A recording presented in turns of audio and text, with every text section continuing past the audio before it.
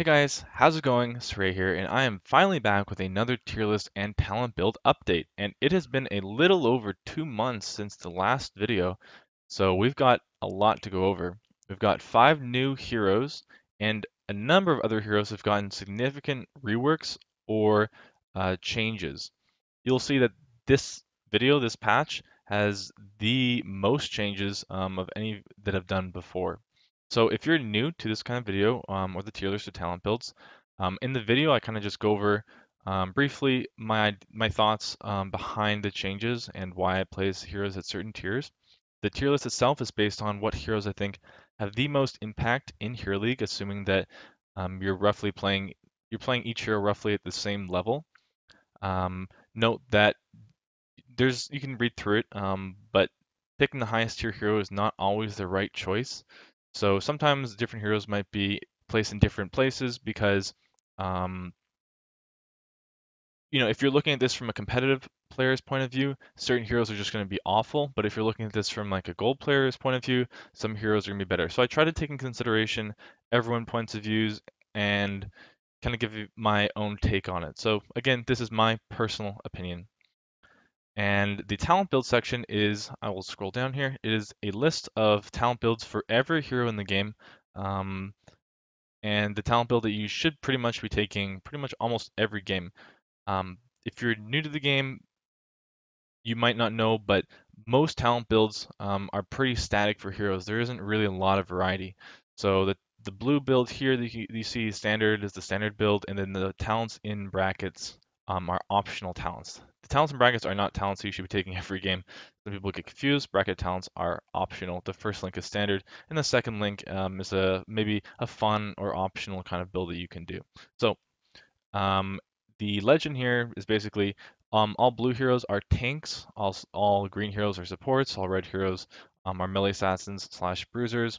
Purple is range DPS, and orange slash yellow, whatever the color that is niche. So um, mostly, if you're going in game and you're sorting by like tank, like Sonya in game, I think is a technically like a tank slash bruiser, as are some other heroes. Varian, for example, is just like classified as multi class. So in this, I've changed like Zagara is a DPS instead of like a specialist and whatnot. So there's a little bit changes. These are really how the roles should be, but Blizzard doesn't want to seem to put them like that. Okay, so you can see there's a lot of changes here. Let's go over them. So Lucio has been added to Tier 1. He is probably the best support in the game for Hero League. He provides very good sustained healing to everyone. His speed boost is amazing. Um, he doesn't have a mount, but he can speed along the walls to go pretty much just as quickly. He's very hard to catch, and he synergizes with a lot of different heroes. His only real weakness is that he doesn't have any burst healing. His alt, drop the beat, or can't actually remember what it's called, grants your team a bunch of shields. But if that's either interrupted or cast too late, or their heroes or allies aren't within range, it's not going to be that effective. So against burst heroes, Lucio doesn't fare quite as well, but overall, he's still a very, very strong hero.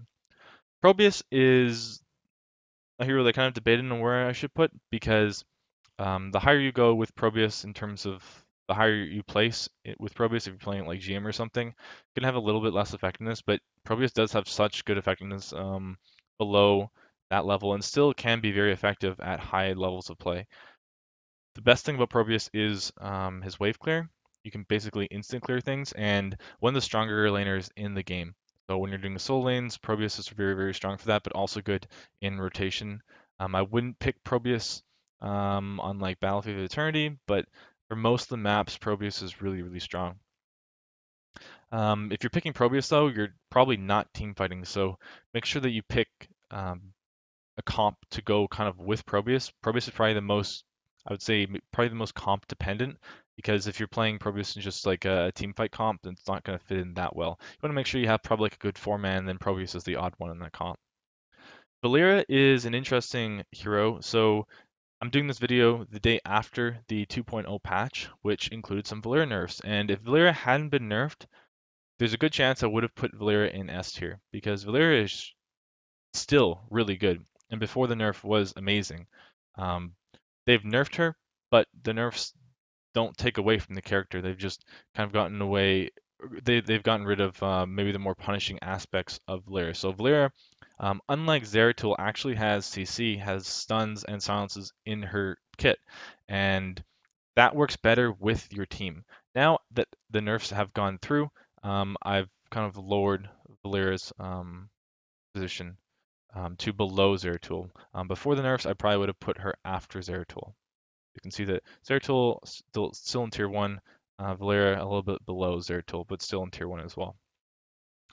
Um, Cassia, okay, so obviously the newer the hero, the less committed I am to their positioning. So Cassia is very new still, and Genji just came out, so I'm not as confident with them as I am with other heroes.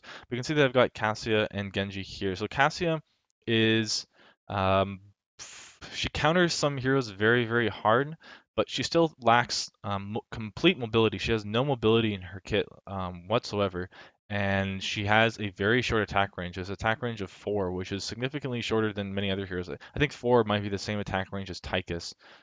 So you have to be very, very close to heroes, and since you have no mobility, it can be very frustrating to play Cassia versus a more mobile team.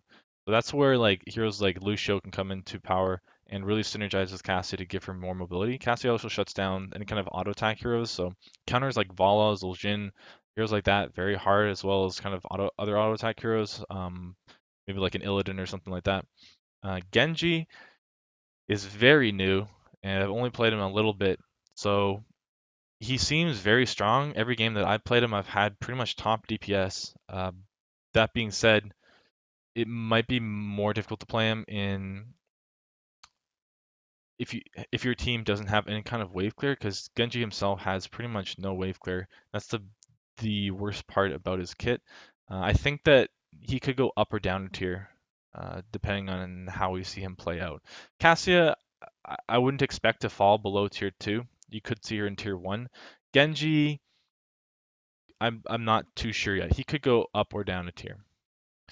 Next changes we have are Artanis. He was placed in tier S before. I think that was just overratedness of North America. Malfurion is still really, really good, but he did get some nerfs. Rag also got some nerfs. Rag actually got significant nerfs. Malf's nerfs weren't the biggest. Um, but the nerfs to Rag, pretty much, he's still a fantastic hero. He still has among the best wave clear, good team fighting. His passive Molten difficulty or Molten core is still extremely strong. But he's just not quite as overwhelming as before. The biggest change I think is that they nerfed his Sulfurous Smash cooldown from 60 to 80. Murden has been increased a bit because he just fits really well with the meta and ETC's nerf. So big counter to Murden before was if the enemy team had a lot of CC, it was really hard to get out of fights or you get CC locked or something or knocked back with ETC. And since ETC's gotten a big nerf and it isn't as dominant, Murden just feels like a better hero.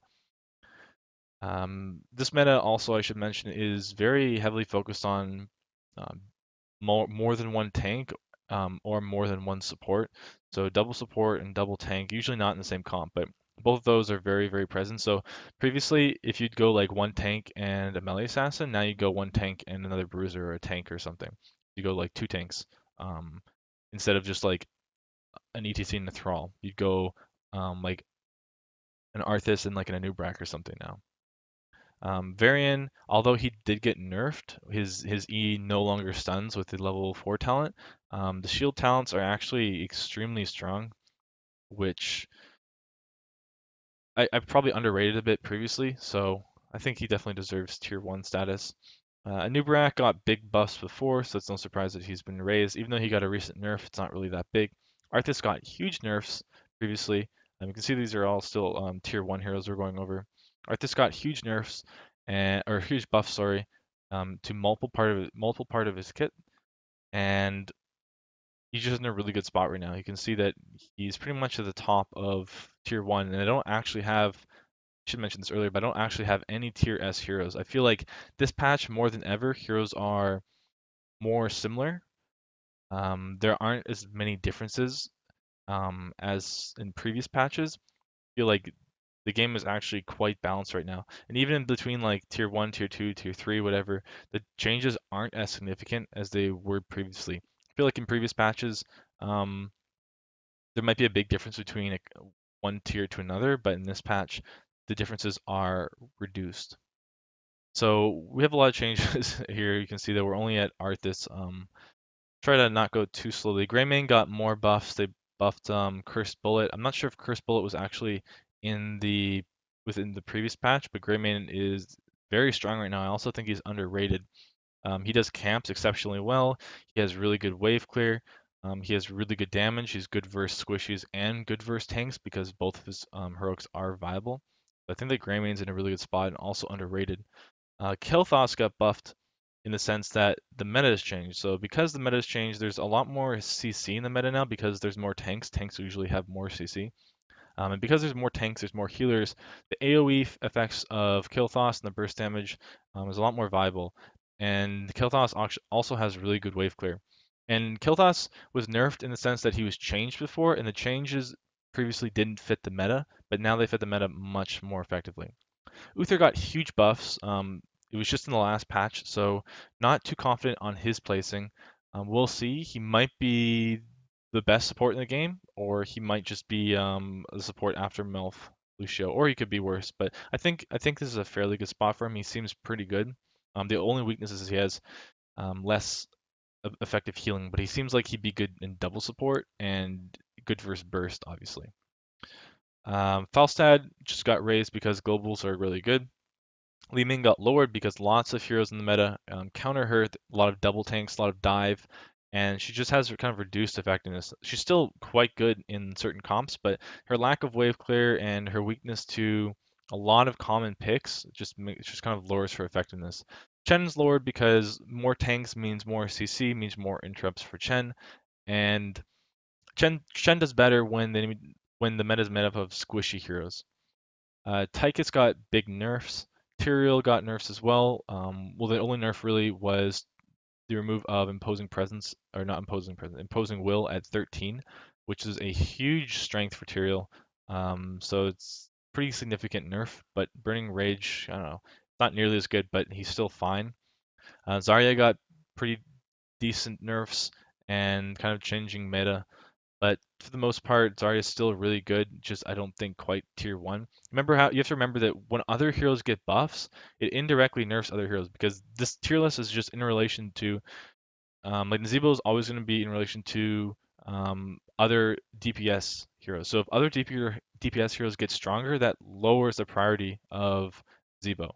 And that's the same for like Zarya. So if other tanks get better, that makes Zarya worse. And I've mentioned that quite a few times here. Just kind of wanted to explain that a little bit.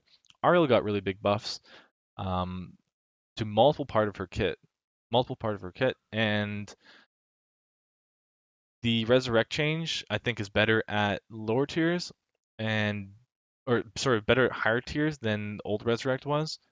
Previously, Crystal Aegis was taken pretty much every single game at high levels of play, and now resurrect can be taken as well. I don't know if it's necessarily more viable, but it's an option as well. But the other parts of her kit still warrant an increase in tier. Tyrande is just kind of really good. Lots of double supports, and you can also play her as single support, but she thrives in double support situations, especially if you have like Malfurion. She pairs really, really well. I could also see Uther Tirana being extremely strong. So she has good damage and good healing, just kind of rounds out comps really well. Leoric was raised because of buffs. It might not seem like a lot. It was only an auto attack buff, auto attack damage buff, and skeletal swing damage buff, but damage buffs actually seem to be quite significant. Remember that any damage buff to his Q is increased significantly because it does more damage to minions or non-heroic units. Lily got buffed because although it was only kind of a minor buff on her E, I personally think that the E build is best on Lily, and that kind of buff really affects Lily, as well as double support comps is when Lily should be played. Like I don't think that I've always been a proponent of Lily being played in double support comps, kind of like a hybrid DPS support hero. So this meta suits Lily very well, minus the CC effect. Lunara, because there's double support, double tank, Lunara does better versus that. Lunara is always weak versus like triple ranged or something, or double ranged in a melee assassin. The longer the fight goes, the more effectiveness Lunara will get, and she's also very hard to catch. Right wing is just not relevant to the meta whatsoever. Diablo, like with Tychus still being fairly popular and multiple other heroes, Leoric being better now and stuff, and lots of changes to how comps work. Diablo just not as effective.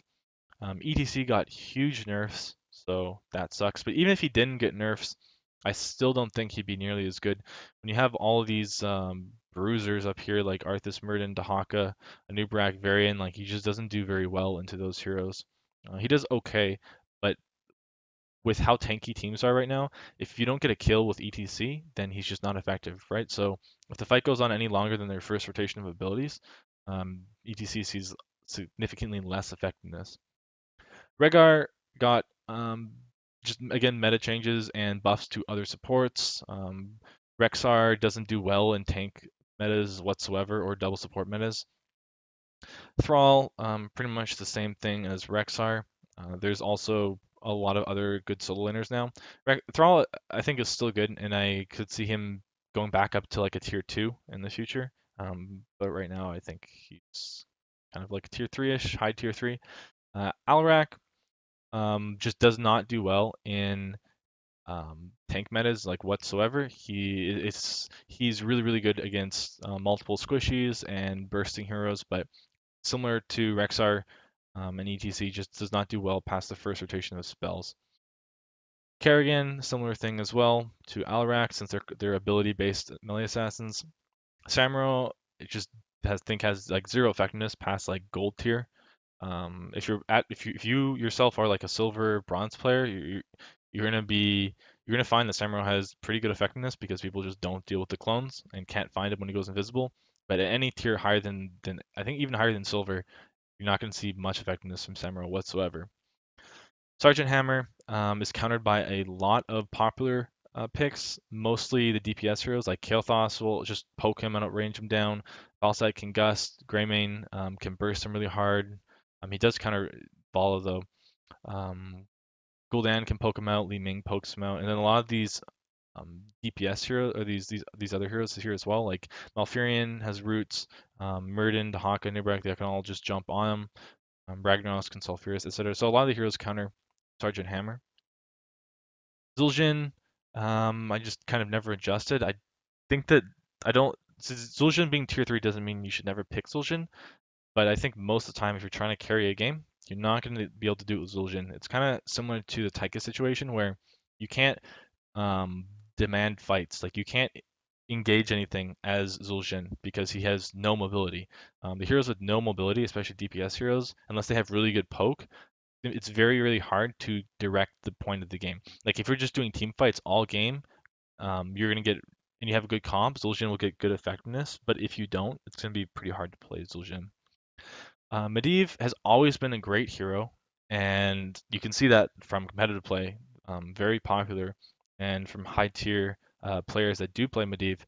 Medivh has always been good, but the reason he's been so low on these tier lists is just because um, the people playing Medivh were just not at the level they needed to be, and teams weren't used to Medivh, so teams weren't playing around Polymorph or weren't playing around Leyline, and definitely didn't use portals as effectively. And Medivh's like didn't shield and stuff, so just since the knowledge level of players in the game has increased, Medivh gets more value.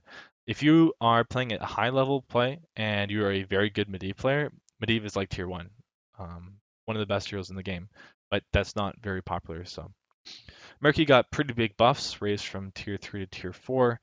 Unfortunately, still kind of falls in the same situation, but I do think that Murky is quite good and still underrated.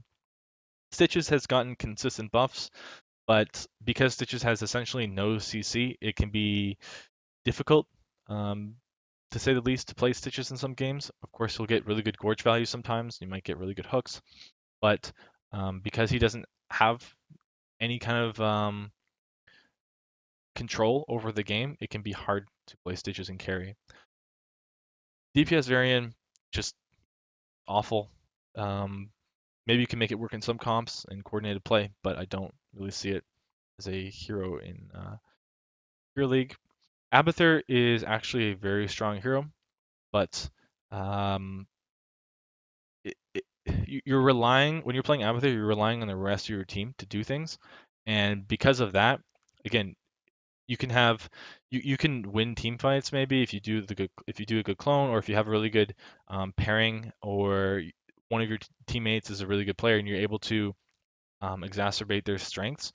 But if you're just doing in an average early game, if you're playing Abathur, you're not going to get a lot of value because you can't control the pace of the game. Everything depends on your allies and your teammates for when they decide to do things, and I don't think that's a very good way of carrying a game, waiting for your allies to do things.